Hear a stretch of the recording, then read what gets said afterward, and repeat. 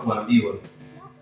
Tumeambiwa kuhusiana na mtu ambaye alikuwa anaitwa Shadrach, Meshach na Abednego, ya kwamba walitiwa katika mtihani katika maisha yao. Tunaambiwa ya kwamba kuliinuliwa miungu ama kuliinuliwa sanamu ambayo ilikuwa waiabudu, ilikuwa wainamie, lakini watu hawa wakasema ya kwamba wao hawatainamia Mungu huyo. Kwa sababu gani? Katika nchi ambao walikuwa wametolewa walikuwa na Mungu wao, na Mungu huyo alikuwa ameweka mikakati na alikuwa ameweka mbinu ambayo ama njia ambayo anapaswa kuabudiwa. Na kwa hivyo tunaambiwa ya kwamba Nebukadneza, watu hawa Mungu walipomwasi Mungu naye alikasirika, kwa sababu ukiangalia wakati ambapo Musa anatoa wana wa Israeli katika nchi ya Misri, kuna makanuni nyingi ambazo waliwapatia, na mojawapo aliwaambia mtafanya kazi katika siku 6 lakini ya 7 mtapumzika, mtalima katika miaka 6 lakini mwaka wa 7 mtapumzika. Hizo zilikuwa ni kanuni ambazo Mungu amewaekea. Na kwa nini siku hii moja na mwaka huu mmoja ulikuwa ubaki? Ulikuwa ubaki kwa sababu Mungu alikuwa ameamua nyakati hizo, ama katika siku hizo, ama mwaka huo mmoja, nchi ilipaswa kupumzika, rest, Sabbath. The land was supposed to rest.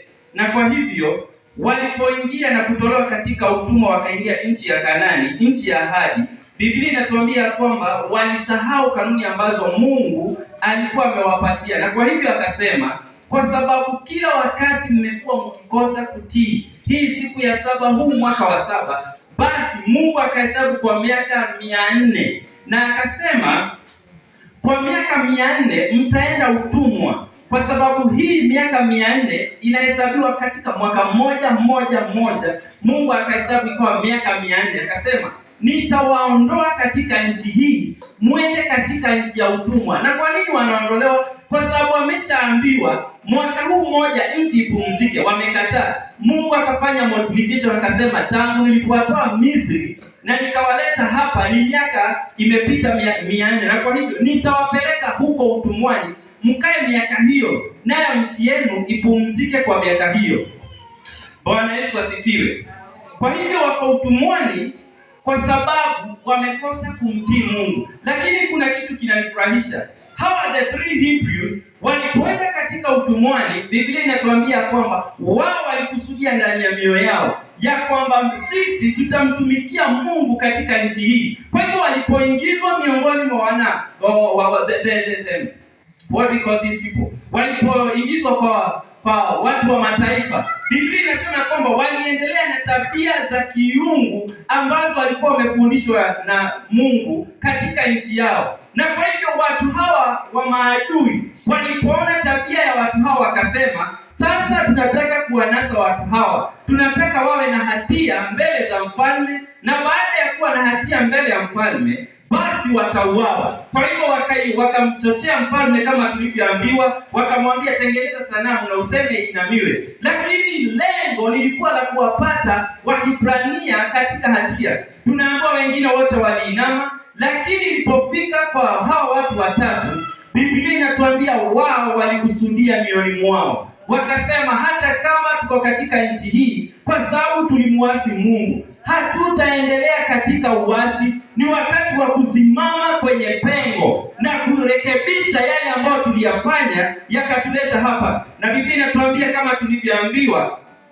mfalme naye akaamua. Kwa maana nyakati zile si kama saa hizi unaweza badilisha maneno. Ufalme ulikuwa umeheshimiwa, mamlaka yalikuwa yameheshimiwa. Kwa hivyo mfalme angesema ni A, hata iwe inamgharimu vipi hawezi sema ni B, angestick na hiyo ambayo alisema. Kwa hivyo ameshasema sanamu inuliwe, kila mmoja ambaye hatatii anapaswa kuadhibiwa. Baadaye anagundua ya kwamba ni the 3 Hebrews ambao walikuwa marafiki zake ndio ambao wameambiwa watatupwa kwenye shimo, kwenye moto. Na kwa hivyo wakaambiwa waingie. Walipoingia tumeshaambiwa yalikuwa hivyo. Swali ambalo nilikuwa nataka kujiuliza katika that background ambao tumehubiriwa ni hili: ni jambo lipi ambalo lilimfanya Shadrach, Meshach na Abednego aweze kusimama katika nyakati za hatari, aweze kuwa shahidi katika nyakati ambazo hakukuwa na uwezekano wa kusimama, maana hofu na kifo kilikuwa kimemzunguka. Nikagundua kitu kimoja, ni tabia ambayo alikuwa amefundishwa kutoka kule nyuma, ya kwamba tunaye Mungu ambaye anapaswa kuabudiwa, tunaye Mungu ambaye ni tofauti na miungu mingine. Yeye peke yake ndiye ambaye ameinuliwa, na yeye peke yake ndiye ambaye anapaswa kushujudiwa. Kuwa na ufahamu huo na kuziona nguvu za Mungu huyo zilimsababisha ama alisababishwa kusimama katika nyakati za hatari na kusema, hata kama nitadhuriwa, hata kama nitaumizwa, mimi nitamtumikia Mungu na nitasimama kwenye pengo kwa sababu ya utukufu wa jina lako. Haya yanaonekana katika maisha ya mitume ambao waliachwa na Yesu Kristo. Ni kwa sababu gani walisimama kwenye pengo? Walisimama maana walisema, hatuwezi tukakaa na kile ambacho tumeona, hatuwezi kukaa na kile ambacho tumekigusa, ni hakika ndani mwetu, na kwa hivyo kusema kinyume itakuwa tunajisaliti sisi wenyewe kusema hatukuona ili hali tuliona. Bwana Yesu asifiwe. Sasa tunapoingia kwenye kitabu cha Luka 12:20, Biblia inasema hivi: kulikuwa na mtu mmoja ambaye alipanda, nimeambiwa nibondesha, kwa hivyo nabondesha haraka haraka. Kulikuwa na mtu mmoja ambaye Biblia inasema ya kwamba mtu huyu alikuwa amefanya kazi kwa bidii, na baada ya kufanya kazi kwa bidii, tunaambiwa shamba lake likapata mavuno mengi, akapata ufanisi, kila kitu kikawa kiko sawa. Na mtu huyu akajiambia ndani mwake, kwa sababu nimefanya kazi kwa mikono yangu na nimekusanya vitu vingi kwa sababu yangu na kwa bidii zangu, basi wakati umefika wangu kukaa chini, nipate kula, nipate kunywa na kusherehekea. Lakini Biblia inatuambia kwamba mtu huyu alipokuwa anaongea, mbingu zikafunguka na zikamnenea, zikamwambia, wewe mpumbavu, nafsi yako inahitajika usiku huu pale mbinguni. Na Biblia inauliza hivi, iwapo mtu huyu atachukuliwa, vitu hivi vyote ambavyo amejikusanyia vitakuwa ni vya nani? Vitu hivi ambavyo ametumia bidii nyingi, ametumia uwezo mwingi, ametumia mbinu nyingi kuzipata, basi atavitumia vipi baada ya uhai wake kuchukuliwa? Bwana Yesu asifiwe. Na ndiposa Biblia inamuita mpumbavu. Na kwa hivyo unapofika kwenye kitabu cha Ecclesiastes 12, Biblia inatuambia hivi, mkumbuke Bwana katika nyakati za ujana wako, kabla siku za hatari hazijakuja, ambapo utasema, sina raha na mambo haya, sina sherehe na mambo haya. Na nilipokuwa naangalia mtu huyu mpumbavu, nikajiambia ndani ya moyo wangu, sababu ya Mungu kumuita mpumbavu ni kwa sababu alitumia uwezo wote ambao alikuwa nao, nguvu zote ambazo alikuwa nazo, the opportunities ambazo alikuwa nazo, kujikusanyia kwa sababu ya nafsi yake, sio kwa sababu ya utukufu wa Mungu. Alipoamka asubuhi, swali ambalo alijiuliza, je, nitapataje an extra thing for myself? Nitapataje an opportunity for myself? He did not have a room for Jehovah God. There is no point, tunaambiwa alitafuta kumpendeza Mungu katika nafasi ambazo Mungu alimpatia. Hakuna mahali tunaambiwa alitafuta kumpendeza Mungu katika milango ambayo ilifunguka. Kila wakati swali lilikuwa, how can I make myself better for my own self? And he had nothing to do with the Lord. And that's why Ecclesiastes of Solomon is telling us, and still we are having power. Wakati ambapo tuna uwezo, wakati ambapo akili zetu zinafanya kazi. Tuliambiwa na mama juzi, ameambiwa ameanza kusahau. Na mama hausahau. Nimekaa na mama, nimeona hasahau, anakuambia kitu ya kitambo, labda the doctor had a problem.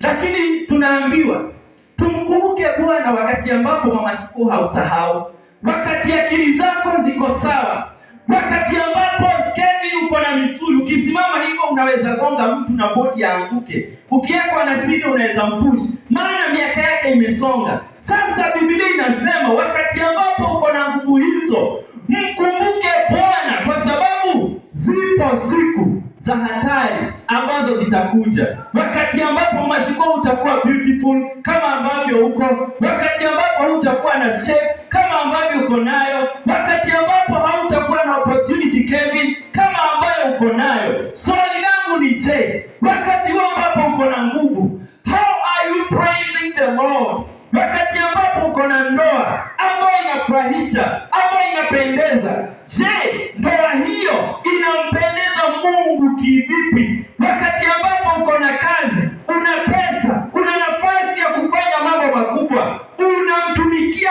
Mungu vipi na nafasi hizo na nguvu hizo? Maana ipo siku ambayo meno yako yatang'oka, ipo wakati ambapo sura nzuri itamwagika. Iwapo ulitumia urembo huo kuwapendeza na kupendeza vitu vingine, kuna wakati ambapo msingi huo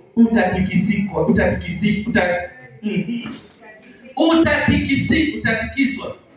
And when the foundation is shaken, the Bible tells us something that I want us to read here.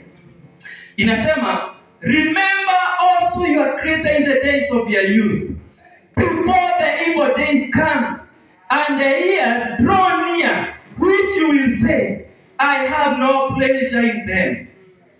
Kuna nyakati ambazo hautakuwa na furaha ya kuona Afro Cinema continue shortly. Unajua sisi tuko na nyanya nyumbani, wengine tuko na nyanya.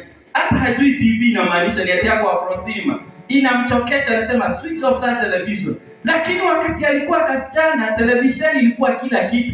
Ilimfanya asiende kanisani na asiumu. Ilimfanya asifanye mambo ambayo ya muhimu kwa sababu kuna Afro Cinema. Wakati ambapo kila kitu kinafanya, kuna wakati ambapo acha niwaambie watu wa Mungu, hutakuwa na uwezo wa kusimama wewe, hutakuwa na uwezo. Na ninawaambia katika jina la Yesu, iwapo tutamkumbuka Bwana wakati ambapo tuna uwezo, niliwaambia Mungu sio mdhalimu. Wakati ambapo hautaweza kusimama, Mungu atakusimamisha. Wakati ambapo memory itakuwa inapotea, hata kama hauna memory, Mungu ataassign kijana mwenye nguvu akushughulikie nyakati hizo za ubaya, kwa sababu ulitumia nguvu zako na Mungu. Wakati ambapo nguvu zako zinaisha, Mungu atakuwa hapo, maana ni mwenye nguvu zote. Biblia inamuita Alfa na inamuita Omega, na kila kitu ambacho kiko hapo katikati, hicho ni Mungu wetu. Na kwa hivyo hatutababaika wakati ambapo tunamtumikia Mungu, wakati ambapo tunajitoa katika Mungu. Ninashukuru Mungu kwa sababu ya Minister Joyce. Yeye hahesabu gharama, kama ni kutoa atatoa, kama ni kupeana atapeana, na siku ambazo zitaisha Mungu atakuwa hapo kwa sababu yake. Anaweza simama kama Kornelio na kusema, Bwana nilikufanyia, Bwana nilikutendea. Tunaambiwa ya kwamba siku moja mtumishi wa Bwana akaletewa ujumbe, akaambiwa ya kwamba jipange kwa sababu unaenda kufa. Biblia inatuambia aligeukia ukuta na akamwambia Bwana, kumbuka kile ambacho nilikufanyia wakati ya uwezo wangu, kumbuka vile ambavyo nilijitoa wakati ambapo nilikuwa na nafasi, nikumbuke kwa sababu ya jambo moja. Na Biblia inatuambia ya kwamba yule ambaye alikuwa ameleta ujumbe alipokuwa akienda nyumbani, kabla hajafika, Bwana akamwambia, rudi kwa mtumishi wangu, mwambie nimemwongeza miaka kwa sababu amenitendea kazi. Biblia inatuambia ya kwamba kwenye kitabu cha Matendo ya Mitume kuna mwanamke aliitwa Deborah, Tabitha. Biblia inatuambia kwamba Tabitha alikuwa anawasaidia maskini, alikuwa anawatendea kazi wanawake wajane, wana mayatima, na siku moja akafa. Biblia inatuambia alipokufa, matendo yake mema yalimfanya mtumishi wa Mungu Petero aende huko. Na anatuambia Petero alipokuja akapata watu wanalia, watu wanaomboleza, and then wanawake wakatokea wakamwambia mtumishi wa Mungu, huyu ambaye amelala hapa hapaswi kulala, kwa sababu amekuwa tegemeo kwetu sisi wanawake wajane. Amekuwa akitulisha, amekuwa akitutengenezea masweta, na kwa sababu ameondoka, ni nani atakuwa akifanya kazi hiyo? Kwa sababu ya uaminifu wa mtumishi wa Mungu Tabitha, Biblia inatuambia Petero akasema, nionyesheni mahali ambapo umemlaza. Na alipoingia akamwambia Tabitha, you cannot die because there are people who are looking on you. You have to leave. Kwa sababu ya watu hawa.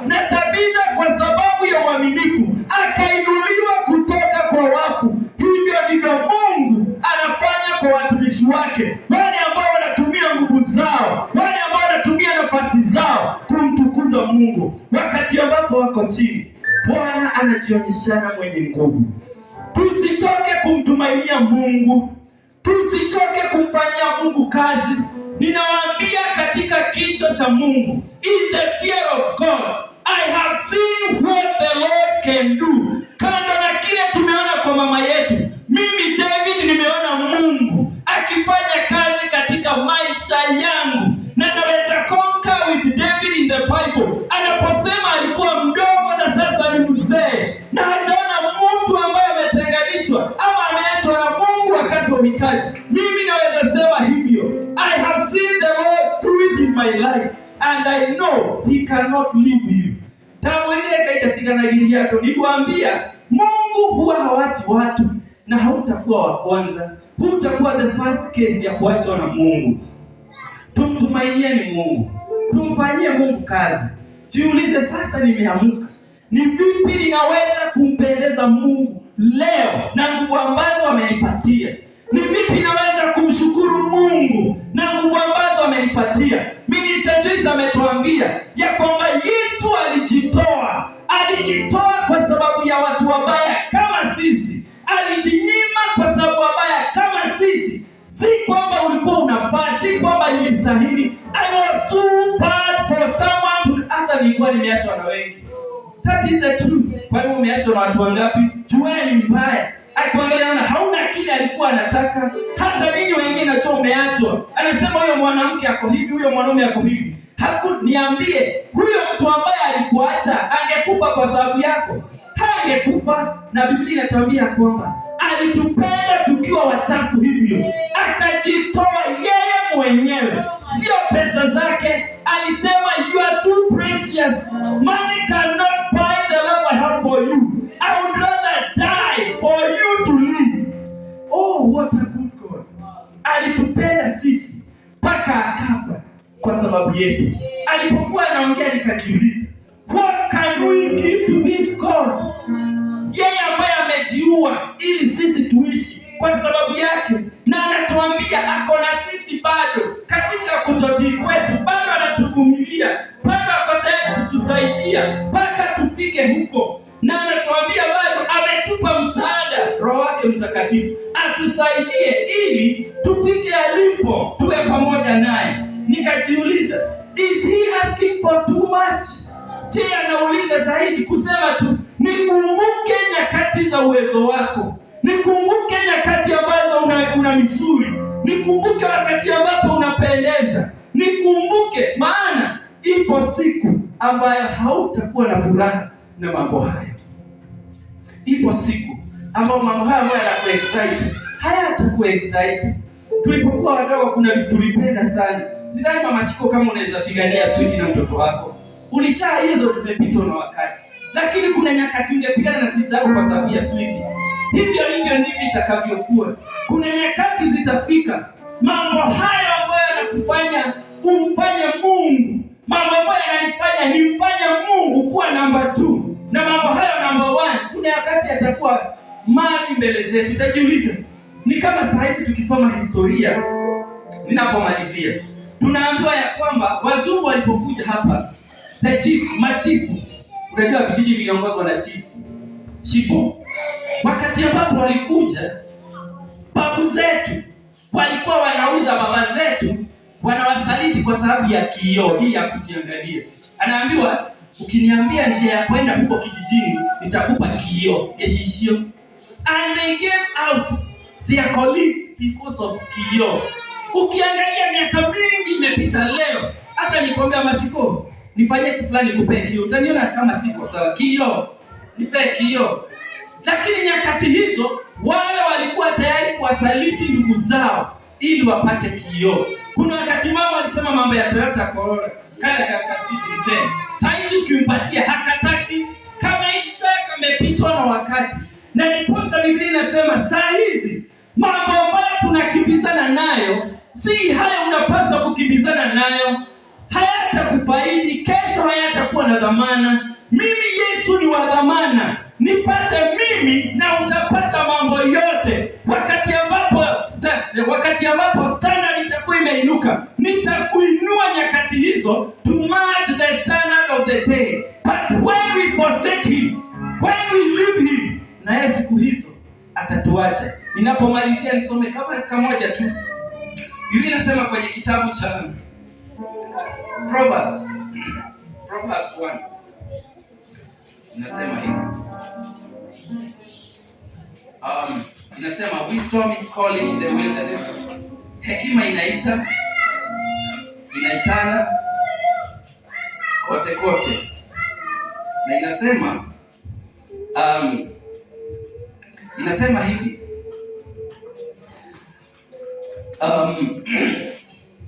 1 verse 20. Wisdom cries aloud in the street. In the markets, she raises her voice at the head of the noisy streets, like she cries out. At the entrance of the city gates, she speaks. Alafu inauliza 22. How long, O simple ones, will you love simple? How long will scoffers delight in their scoffing, and fools hate knowledge? Alafu anaendeleza.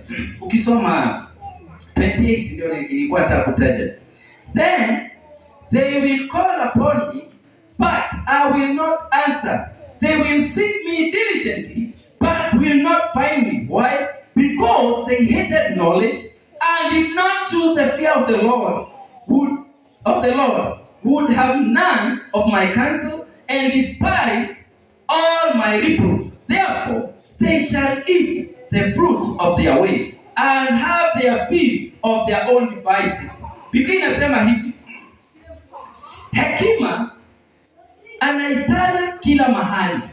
Ukienda pale sokoni, hekima anaitana. Njoo kwake Yesu, uokolewe. Yesu ni daraja ya kuvuka mto. Njoo. Jesus is calling. Come unto me, I believe, and I shall give you rest. Njoo, kimbieni. Kwa Yesu anawapenda. Wisdom is calling. Yesu anaitana. Njooni. Lakini anasema the simple one wale despise, wanauliza sasa huyu mtu anashinda akitubiria njoo kwa Yesu, anatumbia wakapuuza. Unapopika 28 inasema kuna siku ya uharibifu inakuja na mtakuja mbio kwangu ukisema wisdom, I need you to help me. Anasema ya kwamba utanitafuta kwa bidii lakini sitaonekana. Badala yake inasema nitakuwa na mimi ninacheka, nitakuwa nikiwakejeli, nitakuwa kama Elijah kwenye mlima Karmeli. Alikuwa anaambia miungu au manabii wa miungu wa kigeni, simjikate, tieni bidii, muiteni Mungu kwa bidii. Anawakejeli kwa sababu alijua yule ambaye wanamuita sio Mungu na hawezi kuja. Hivyo ndivyo wisdom anasema, na mimi nyakati za uhitaji mtaniita, sitaitika. Mtanitafuta kwa bidii lakini sitapatikana. Kwa sababu gani? Kuna nyakati niliwaita mkanikataa, mkapenda kitu kingine badala yangu. Basi kitu hicho na kiwasaidie. Na Mungu anajua kitu hicho hakiwezi kukusaidia. Anajua kitu hicho hakina uwezo, hakiwezi kukuokoa kutokana na mkono wa Mungu mwenye nguvu. For in other words, he is mocking and he is making a mockery. He is scoffing just like the way we scoffed in the days past. And because we are beautiful people, because we are good people, I encourage each one of us, wakati maadamu tuna nafasi, tumwitie huyo hekima, naye atatuitika. Wakati ambapo nguvu zitakuwa zimeisha, atakuwepo. Wakati ambapo urembo utakuwa umeenda. Kuna watu wananipenda kwa sababu niko handsome. Unajua niko handsome machoni pangu, si machoni pako. Na mimi najua uko beautiful machoni pako. Uko mrembo machoni pako. Urembo huo kuna siku ambayo utaisha. Unajua urembo huu una attract watu wengi, una attract vitu vingi, nafasi hizo zina attract watu vingi, lakini vitu hivyo havitakuwa vya muda mrefu. Ni vya kukutoa katika mapenzi ya Mungu, ni vya kunitoa katika mpango wa Mungu. Kama Yusufu angekubali kulala na yule mwanamke, huo ungekuwa ni mwisho wa Yusufu. Hata kama angefaulu siku hiyo na asishikwe, na kuambia angeshikwa. Kwa sababu gani? Angekuwa amemwazi Mungu wake. Biblia inasema chochote ambacho Yusufu alifanya kilibarikiwa kwa sababu Mungu alikuwa na Yusufu. Ndio inasema because God was with Joseph. Kwa hivyo Yusufu angetengana na Mungu, angekuwa kama Samsoni tulivyosema wiki iliyopita. Angemwitia Bwana na Mungu angekuwa anamwangalia mikononi mwa Delaila. Ninawaomba katika jina la Yesu, tusibadilishe kile ambacho ni cha milele kwa sababu ya kile ambacho hakiridhishi. Biblia inauliza, why spend money for that which does not satisfy? Why waste your energy for that which does not satisfy? That which is periodic, that which is seasonal, that which is temporal, whereas there is something which is permanent. I encourage each one of us that we may emulate the disciples. The Bible tells us they laid down their lives for that which was to come. That which is seen is temporal. Kile ambacho cha kuonekana ni cha saa hizi tu. Unajua urembo, uzuri ni wa muda, lakini ukweli na haki ni ya milele machoni pa Bwana. Na Mungu atubariki. Nimewapondesha